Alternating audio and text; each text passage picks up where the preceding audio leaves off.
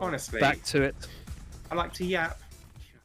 Followed up by that block shatter from Nintendo Fire. He gets a nice shot shatter to follow it up as well, with a high noon as well. That's probably going to spell doom for Arthur Terry. Mr. Macapaka does receive that nano. He does have duplicate, but not going to use it as the rest of his team is already dead.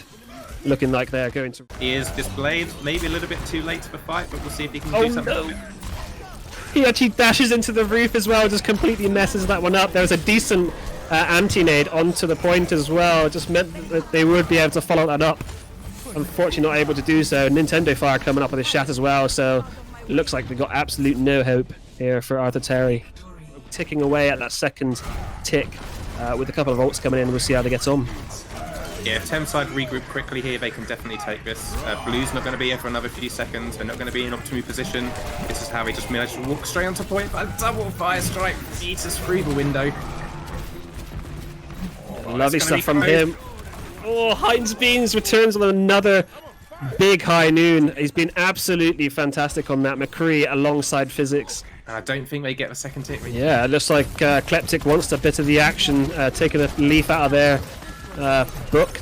Does manage to get hooked in, has used that breather and is getting very, very low, but Eutychus and Heinz Bean picking up both of the DPS to ensure that they aren't going to be able to do anything in it. It looks like it's just all falling apart. Late Lamp isn't going to be able to save Nintendo Fire, and Mr. Macapaka just piling in the damage from the side. Chicken Nuggets just solidifying that Anna battle by killing off Blue himself. And a little final kill from RG, just because Annabelle hogs this one. Kleptic kind of baiting in Eutychus there, but Heinz Bean's just going, you know, I've had enough. I'm gonna make this Genji a little bit. I'm gonna make this Genji work. I don't know if it was him playing with Genji on Li Jiang, but I don't think it was. If it was, that's a slightly better play than the last one. Yeah, definitely. Without that nano, everybody kind of loves him. But when you've got this range that you need to take, he can only do one thing or the other. He can only swing his hammer, which is short range, the odd fire strike, or put his shield up. Sigma can do both at the same time. It seemed like a bit of a roundabout way to get hold of the point, but it does look like it's worked for Tameside.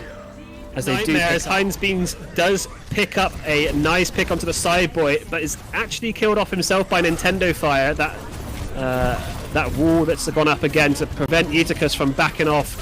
Nintendo Fire just holding his ground. Physics does manage to go down. He's been an absolute sterling job on that May, apart from the wall off.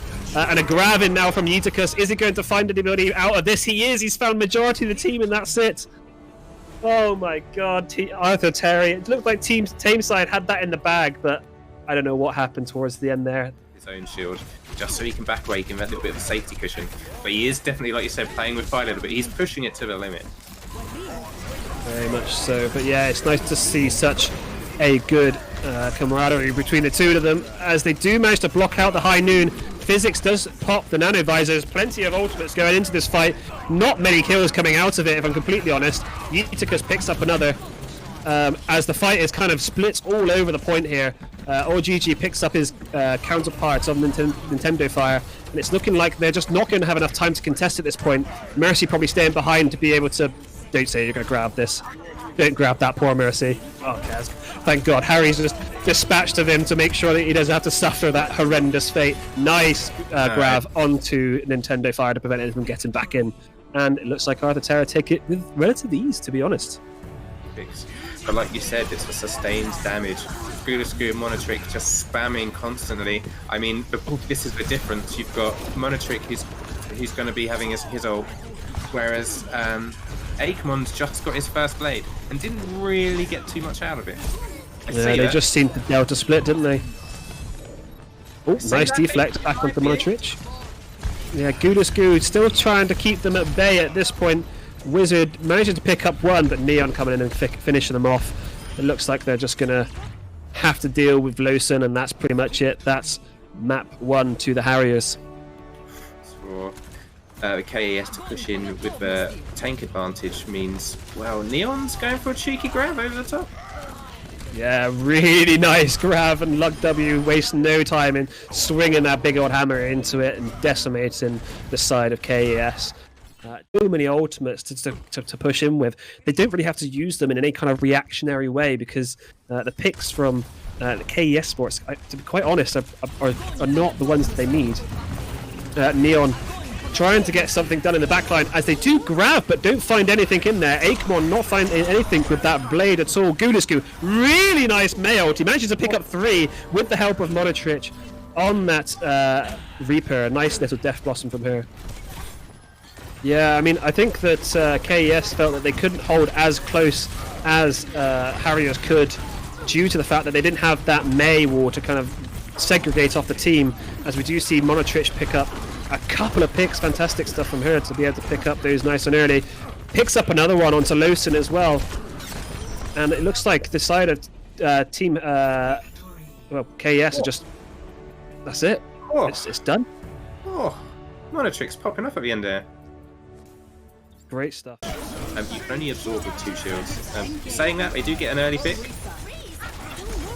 Nice flux, but unfortunately it's cancelled out by the Transcendence, and a big eat from Luck W, just kind of nobbling that one up to be able to stop them from being able to get any kind of further damage.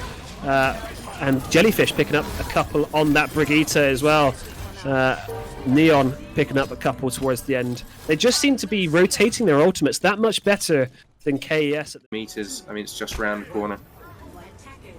Yeah, it's not looking good for KES. Maybe they can pull something in the bag. We're all rooting for you guys. Please, don't let me go 0-2. Liquid Eagle getting nice early shots there onto Gudescu, bring them down to half HP, which is really good. Monotrich, she's opting for the Tracer again, managing to get a lot of damage during that defense stage, and just being an absolute nuisance in the backline as Luck W does manage to convert that into a kill.